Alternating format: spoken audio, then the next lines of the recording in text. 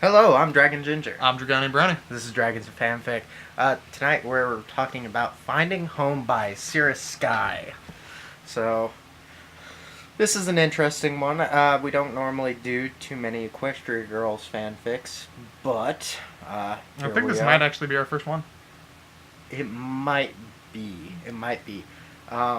So this is a story about Sunset Shimmer, my personal favorite human. And, she's totes a succubus. Totes. And anyway, this is a story about, her telling her friends where she actually lives and, how she has found a family. So, it's, this is a story that's kind of backwards from what we usually read. Normally it would be almost like a mystery where it's like, she's telling the story, but you don't really know who her mother is. And this is the exact opposite. You know right off the bat. So it's no surprise when Celestia adopts Sunset Shimmer. More of the surprise is exactly the process of that. Mm-hmm. Discord is a judge. Chrysalis is a secret agent in the government that is essentially God. Yeah. Still don't know how to respond to that, might I add. I don't know. All I know is she was Celestia's roommate in college. That doesn't explain anything. Like, I get you, Celestia, you're all powerful no matter where the fuck you go, apparently, but still, there's a limit for a human with moderately sized breasts. Maybe she has one hella ass. Yeah. She had to work two of them. Jiggle the tits and jiggle the ass, she's just kind of belly dancing around. Maybe that's how that worked. It's gotta be. That's the way. So, obviously, a lot of the story is kind of telling what's going on with Sunset Shimmer and how she lives in the human world. It's rather interesting. I don't know what your thoughts were on how everything went, Jimmy. About her living in the human world? It made sense. The way it worked out? Yeah, it made sense to me, because I was like, yeah, she just randomly came in, fucking, poof, shit, I'm a human. Where the fuck am I gonna stay? Yeah, she was originally living in a abandoned warehouse in the office facility there. So what happens was Celestia caught her sleeping in the library. This is after the friendship games. And when that happened, she was like, okay, you need to either tell me where you're living so I know what's going on, or we can deal with the authorities. Obviously, being technically an illegal alien, Sunset... How did you deal with that, by the way? I came from a different dimension to talking magical ponies. Insane asylum to you. Bitch, we're gonna say that was Mexico, and we're just gonna say you're an illegal immigrant. Like, or maybe you're from Canada. No, you're pretty polite about that. Canadian. Everybody knows some weird shit happens in Canada. Yep, to Canada with you. Go, shoot, out. Yeah, that would be a fun, wonderful processing deal. But anywho, so Sunset Shimmer shows Celestia where she lives, and Celestia's like, oh dear lord, this is bad. But she can't really do anything because, amazingly enough, Sunset's kind of got something that works. She lives in a building that has plumbing, although it's not hot water, has meager heating. It's a shelter. It suffices.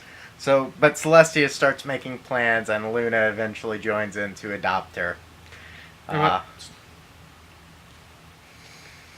Celestia's like, this can't go on. No, am I the only one who sees the irony in it? Sunset Shimmer, Celestia's former pupil before Twilight. Yes, there is that level of irony. That gets adopted by her sister. No, she gets adopted by Celestia. Luna joins in because she wants to be the world's greatest aunt. So it's rather interesting. I don't know how to feel about this. Ah, the advertisements on Fanfiction are hilarious. Brony mate! Dude. I want to try that just for shits and giggles. Here's the fucking stupid thing that we both know would happen.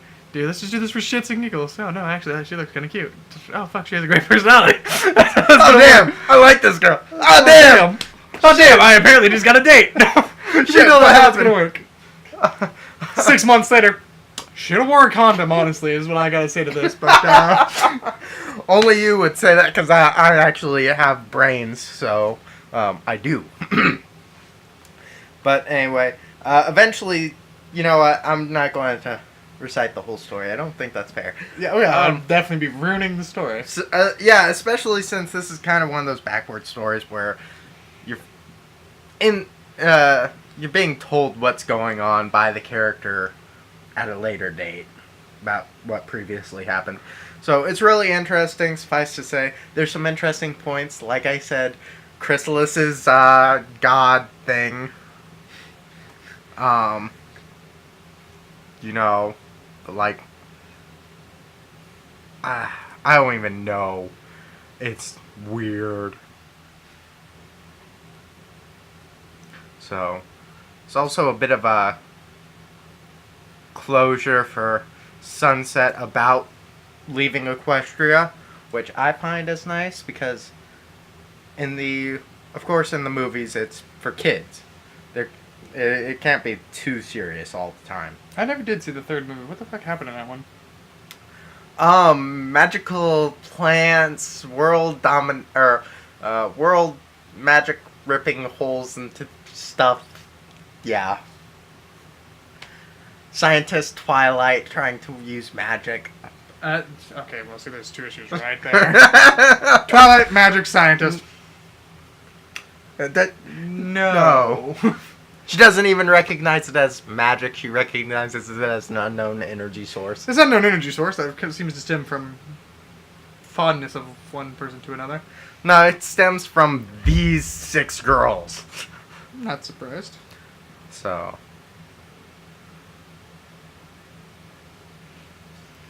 I'm looking through trying to find one of the scenes. Sunset, of course, really likes Chrysalis after getting to know her because Chrysalis has a bike that Sunset, like, drools over. Like, ching ching bike or boom boom bike. And Chrysalis knows how to ride it. No, the better part, yeah, Sunset hops on this. I'm gonna ride you like I rode that stallion. Drives up and Chrysalis just going, she was a pony, right? Yeah. Is that a fucking sex thing just now? You get back here and you quit fucking my bike! She comes back, the bike seat's all wet. I had a good time. It was good for him too. You know what? I wouldn't be surprised except Chrysalis won't let her. Although Sunset does have her own bike begrudgingly allowed by Celestia. Luna is also incredibly good aunt to her.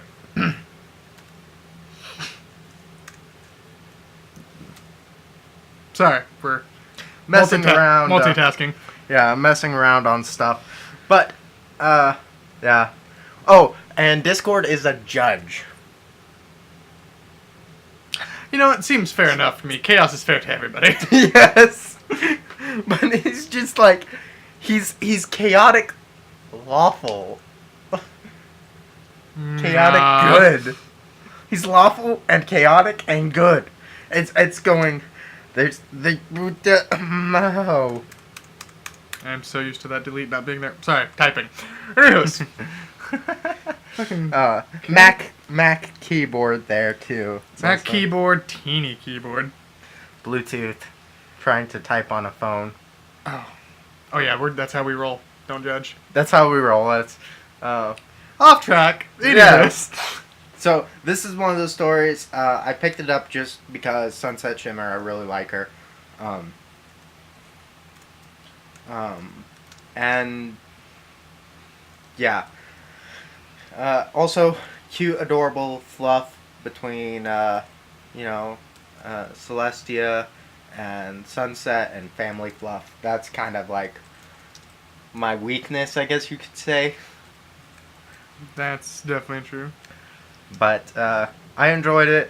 It's one of those stories that you definitely need to try, and it kind of gives you a feel for the stories, the Equestria Girl stories that you don't get from the movies alone.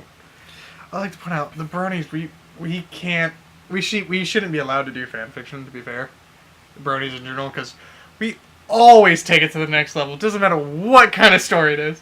Yeah. We Like, take this way too serious. No, it's not even a serious thing. It's just, dude. So you saw the new Equestrian Girls movie, right? Yeah. Bet you I can make that better. What? 20 fucking thousand words later, you're just like, dude, it's not even the same fucking thing anymore. Yeah, it's totally different. Where did the alien babies come from? What are there alien babies being stuck on a spike? Well, it's because Sunset Shimmer really loved Julie. It's like, you fucking terrible fanfic. I only bring this up because that was a fanfic I read recently. Oh, God. Yep, alien babies came out of nowhere in the story and just started getting stuck up and started sticking people on spikes. Yep. Nope. Yeah. Nope. That's a nope, folks. That's a nope. Make your fanfiction sensible, please. That made sense at the time, for the most part. It was just like, you're talking to the da-da-da-da. Yeah, and tell you what, I'll believe Pinkie since it's true, was the exact quote, when alien babies come down from the sky and start stabbing people with things. Okay. See, and then it happened. And now it makes sense. Yeah, then it started happening, and out of spite, the main guy was like, that's impalement, not stabbing. And then it just walked away like it was nothing. I was like,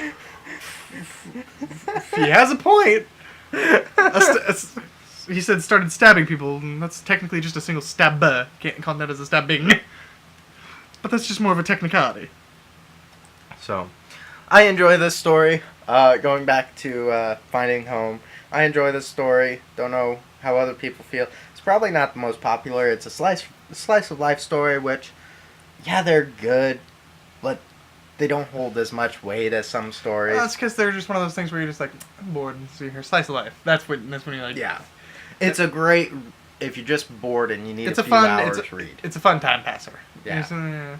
It's not like Adam, which had me and freaking Dragoni over here. Yeah, you're not going to find a lot of hidden meaning in this story, although... I'm still upset about Adam because fucking... Fuck. We were right. About Yeah, I'm always right, JP, when it comes to stupid shit like that. That's what pisses me off.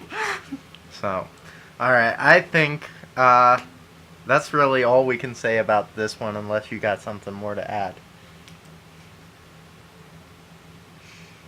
Yeah, I can't really think of anything. Alright. Wait, why didn't she just stay with one of her friends, actually? There's a question that's been bugging me. Because she'd been living there since before she had friends. Yeah, I know, but at that point, I'm like, hey, guys, so... I've been kind of living in this weird abandoned warehouse thing. It's cool if it goes with one of you guys until, like, get a place to stay. I don't know.